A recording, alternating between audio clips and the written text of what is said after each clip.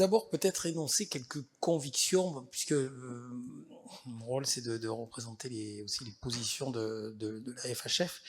La première, c'est de dire que s'il n'y a pas un investissement collectif sur les sujets du grand âge, nous allons de manière certaine vers la submersion des établissements de santé par ce sujet, par vagues successives. Hein.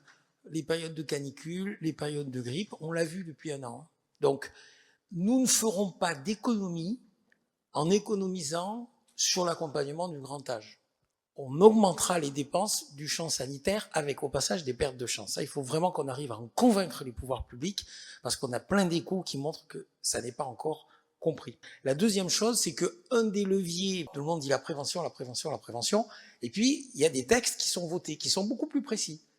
Loi du 8 avril 2024 qui impose au gouvernement de prendre un décret, de mettre en place un cahier des charges pour généraliser le dépistage des fragilités des personnes de plus de 60 ans. Très ambitieux. Il y a à peu près 18 millions de personnes, on en est à 150 000 personnes qui sont suivies dans des expérimentations, vous savez, c'est l'outil ICOP. 1 an et demi sont quasiment passés, on n'a pas encore eu une seule réunion pour essayer de travailler sur ce cahier des charges. Alors peut-être qu'on est trop bête, hein, et c'est pour ça qu'on n'a pas besoin de notre avis, mais je crois savoir qu'il n'y en a pas eu beaucoup des réunions sur le sujet, voire aucune. Donc, et pourtant, chaque fois qu'on rencontre les ministres, ils disent c'est la priorité des priorités. Alors je ne sais pas ce qui se passe après, mais en tout cas pour le moment il ne se passe rien. Et il faut vraiment que ça, on le fasse. On a un système qui est extrêmement compliqué. Alors ça ne veut pas dire que c'est archi simple ailleurs, hein, mais quand même, en réalité, on ne sait pas qui paye quoi. Pas plus tard que hier, j'ai eu un échange un peu vif avec un économiste qui me disait mais c'est pas de public, ça coûte cher, etc. Bon, les déductions fiscales, on n'avait jamais entendu parler. Enfin, en réalité, les décideurs publics ne savent pas ce que coûtent les prises en charge en général quand ils prennent la décision, pour la bonne raison que les charges et les recettes ne vont pas dans les mêmes caisses avec des flux qui sont très compliqués. Et je vais même dire quelque chose qui est contre-intuitif, mais dire le soutien à domicile, ça coûte moins cher, c'est assez largement faux.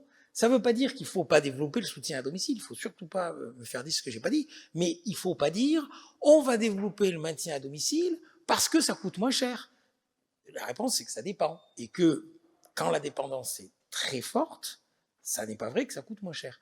Donc ça c'est un élément, et peut-être sur les pistes, alors, moi je pense vraiment qu'il faut qu'il y ait un débat sur ce sujet. C'est-à-dire que là, on est vraiment au pied de la montagne, même si le terme est un peu simplifié, et on arrive, le cycliste, j'aime bien le vélo, il arrive, il n'a pas déjeuné. On est à moins 3 milliards de tendanciel sur la branche autonomie, et on lui dit il faut monter le Ventoux.